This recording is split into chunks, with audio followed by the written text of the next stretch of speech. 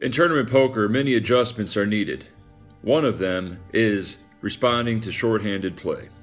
Adjusting and opening your range depending on your opponents and the number of players at the table is very important.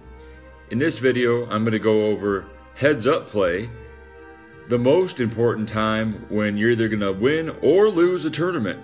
Huge price differential in what you can win first or second, and the overall euphoria you will experience if you win all the chips and the majority of the prize pool. Let's figure out how to win a tournament.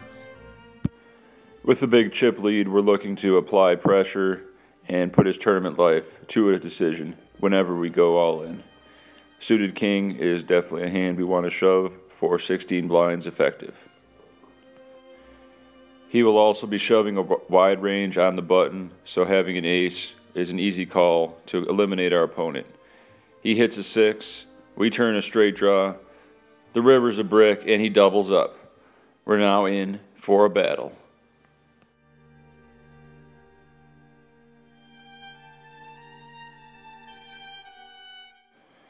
I plan to min-raise 90% of my buttons, folding the bottom 10% of hands depending on our stack sizes. Some hands will be a fold versus a jam as opposed to a min-raise, occasionally a limp. I don't think I'm going to incorporate limps into my strategy versus this opponent, so we're just going to go for the easy steal, risking 2 blinds to pick up a lot, take control of the hand, versus 3xing or open jamming huge amounts. With ace-7, we could call his min-raise, 3-bet fold, or jam. Since he only has about 30 blinds, we have him covered. Being the chip leader is always a huge advantage. King-6 is a standard open. The only debatable part is whether or not to value bet the flop. Looks a little bit too scary. I'd rather just try to get to showdown cheaply. Goes check, check, check to the river. I don't think we could turn our hand into a bluff. Hopefully our 6 is good. It is not, and we lose a small pot.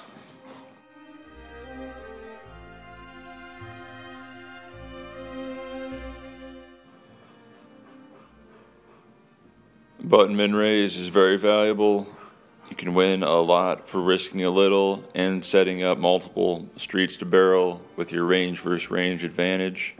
When they limp the button, you want to have a polarized raising range of crap and premiums.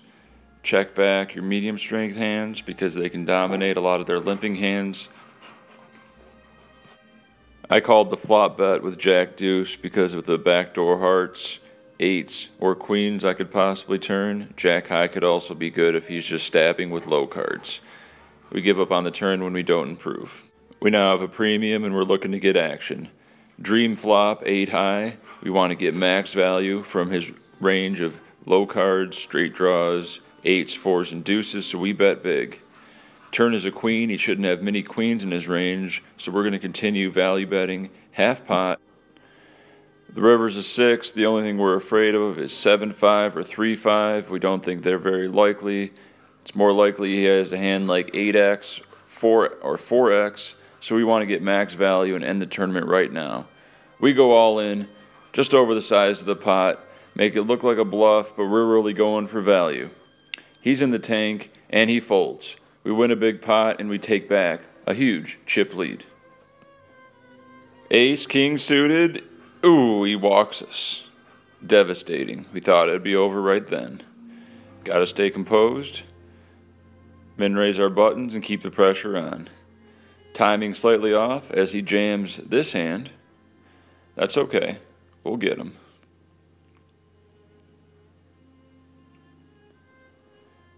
Good hand for us to get a walk with.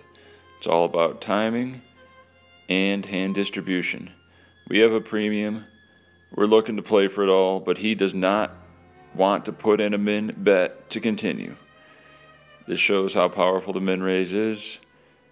Could have induced a lot of action, or you win his whole blind and the antes for the minimum amount. Keep the pressure on regardless of your holding. 7-3 suited is the bottom of our range. We haven't seen him limp much, but I don't think he's capable of limp trapping. So we're going to punish him, go all in, take positional disadvantage away. He calls us with a weak hand, but we're live to win the tournament on the river. No. Ace high holds.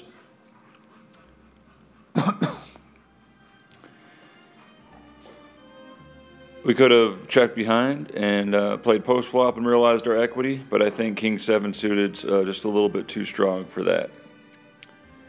Here we raise it up and we flop the dream. Bottom set on a coordinated board. Odds are he's got something like a king, an 8, or a flush or straight draw. So we bet big. Looking to bet big on the turn to get stacks in by the river.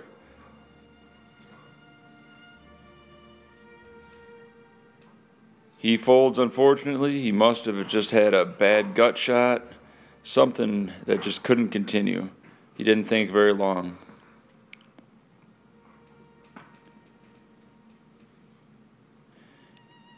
He's thinking now. He raises 2.5x.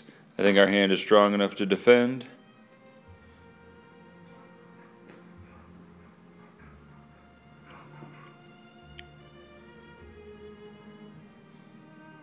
But not strong enough to call a c-bet, even with the backdoor.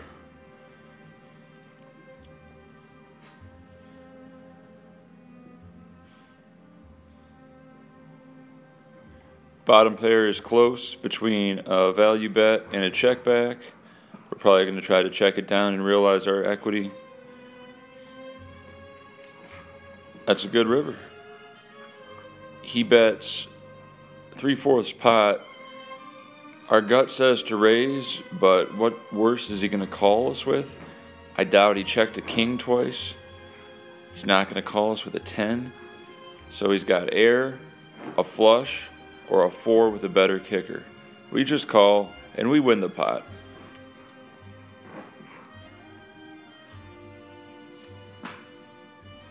Pretty dry board. Should be ahead here. I wouldn't mind a value bet. So we put in the value bet. He's got nothing. We take it down.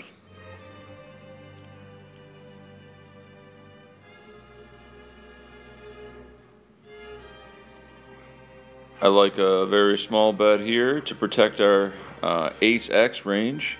He calls. We do turn some equity, but odds are he has a 9x type of hand that he's not going to fold. So we just give up. He does have the 9x. Blinds are up. Effective stacks are now shallower. Every chip is worth fighting for because in heads up, every chip you lose, they now gain, which widens the discrepancy of chips in play.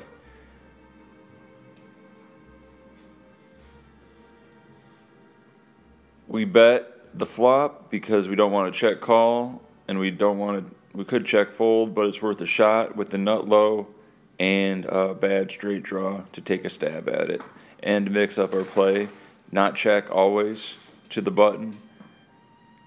Next time we lead, we'll probably have a stronger hand because he'll assume that we have a weaker hand based on our bet folding that time.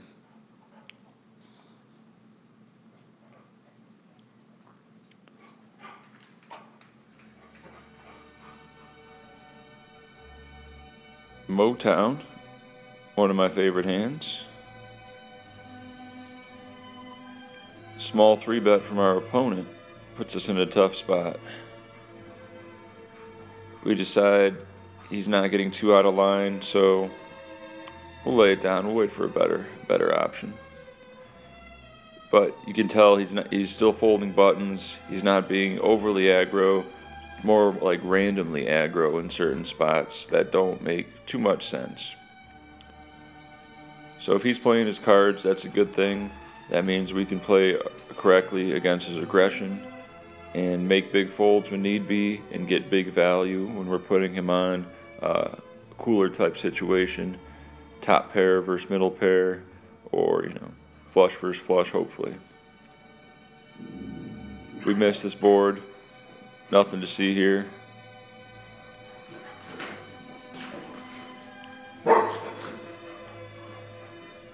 Raise it up with the king 10. Real bad flop. It hits his range harder, especially since we don't have any hearts to block. Check it down. He's probably got a 5 or something, maybe an ace high. Wow, he had a monster that he never bet. So that's good. We saved some chips. Could raise, but I think it's better to see a flop. Could have led here. Also could go for the check raise since we have the nut low, but when drawing to the nuts, it would be nice to realize our equity and hit the nuts. Now that we have the real nut low on the river, it's worth a bet. He'd probably double barrel any flush draw or a king, so his range is pretty capped. He makes the hero call with just a 7. Not sure what he put us on, but I don't think he's thinking that deeply. He just said, oh, I got a pair. Let's see what happens. I still like our river bet with the nut low.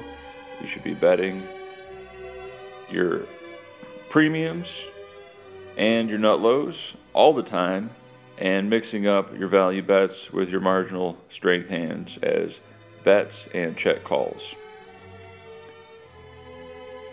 Not much reason to value bet here. We'll just take it down with king high.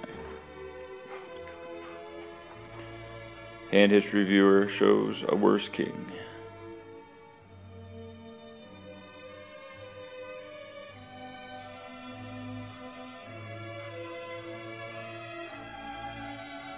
With the nut low, easy let go. Regardless of the buy-in, emotions are very high when playing heads up. It's a very personal thing. It's mono a mono. A lot of money at stake. You've worked hard to get this far in a tournament. Therefore, you don't want to mess it up. You don't want to look stupid. You want to win the big flips that we've already lost a few times. But you want to stay composed and focused on the prize at hand. As you can see on the right, that's all the money we're due to win if we take this baby down. Holding pocket threes, I think a jam is reasonable. It is a lot, but the playability of threes out of position is very poor. Heads up, it's hard to have a pair, 16-1 odds, so it's very unlikely he has a bigger pair. And the times we do shove and get it through, we gain a lot of chips without a showdown, and we change the momentum in our favor. Here's his same 2.5x 3-bet versus our weak button range. Works this time. We will definitely be fighting back versus this with many reasonable holdings, maybe top 20% of our range. We're going to jam over that 3-bet or call and continue with in some way. No pair, no draw. Jack 10, no good. We'll get out of this one.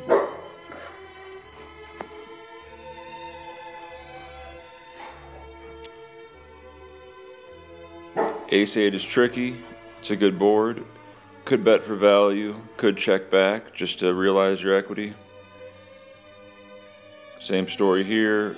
Bet's a little bit thinner.